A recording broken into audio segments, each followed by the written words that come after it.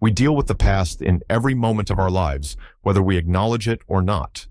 We use skills we learned in the past, recall events that happened in the past, obey or disobey laws that were created in the past, so on and so on. What follows are thoughts of 4 Christian philosophers and theologians on how we might better think of the past, some on a personal level and some on a grander level. If you enjoy this kind of content, please leave your thoughts below and hit the subscribe button for more content like this. For some strange reason, man must always thus plant his fruit trees in a graveyard. Man can only find life among the dead.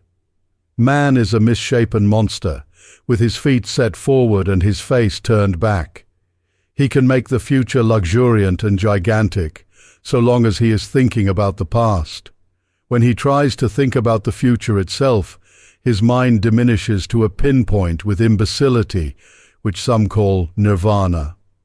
We often read nowadays of the valor or audacity with which some rebel attacks a hoary tyranny or an antiquated superstition. There is not really any courage at all in attacking hoary or antiquated things, any more than in offering to fight one's grandmother. The really courageous man is he who defies tyrannies young as the morning and superstitions fresh as the first flowers. The only true free thinker is he whose intellect is as much free from the future as from the past. He cares as little for what will be as for what has been. He cares only for what ought to be. An imbecile habit has arisen in modern controversy of saying that such and such a creed can be held in one age, but cannot be held in another. Some dogma, we are told, was credible in the 12th century, but is not credible in the 20th. You might as well say that a certain philosophy can be believed on Mondays, but cannot be believed on Tuesdays. You might as well say of a view of the cosmos that it was suitable to 3:30, but not suitable to 4:30. What a man can believe depends upon his philosophy, not upon the clock or the century.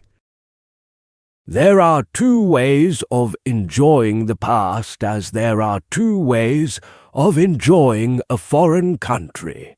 One man carries his Englishry abroad with him, and brings it home unchanged. Wherever he goes, he consorts with the other English tourists. By a good hotel, he means one that is like an English hotel. He complains of the bad tea, where he might have had excellent coffee. He finds the natives quaint, and enjoys their quaintness. But there is another sort of travelling. You can eat the local food and drink the local wines. You can share the foreign life.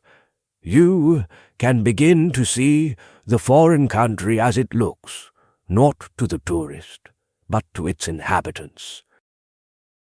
My past no longer concerns me. It belongs to divine mercy. My future does not yet concern me. It belongs to divine providence. What concerns me and what challenges me is today, which belongs to God's grace and to the devotion of my heart and my goodwill. Nothing in the past has shaken the foundation of our faith. Nothing in the present can move it. Nothing in the future will undermine it.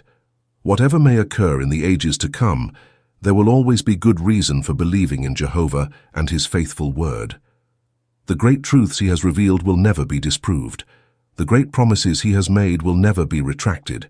The great purposes he has devised will never be abandoned.